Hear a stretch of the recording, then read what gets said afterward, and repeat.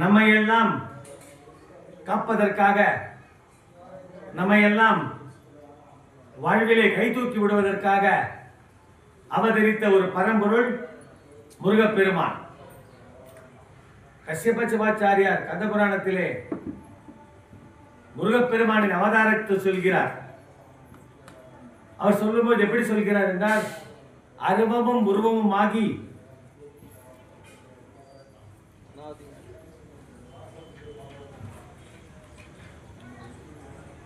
பிழம்புதோர் பிரமமாகி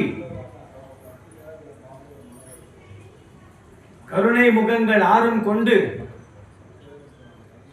கரங்கள் 12 கொண்டு ஒரு திருமுருகன் இவ்வுலகில் வந்த நான் நம்மையெல்லாம் உய்வதற்கு என்று கஷ்யப சிவாச்சாரியார் தன்னுடைய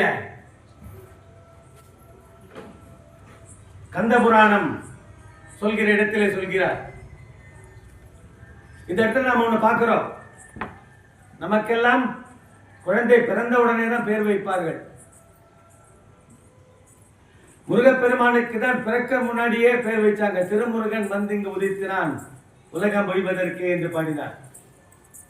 ஆனா முருகப்பெருமான் எப்படி அவதரித்தார்? அந்த முருகப்பெருமானின் அவதார நோக்கம் என்ன என்று நாம் இப்போது சிந்திக்க இருக்கிறோம்.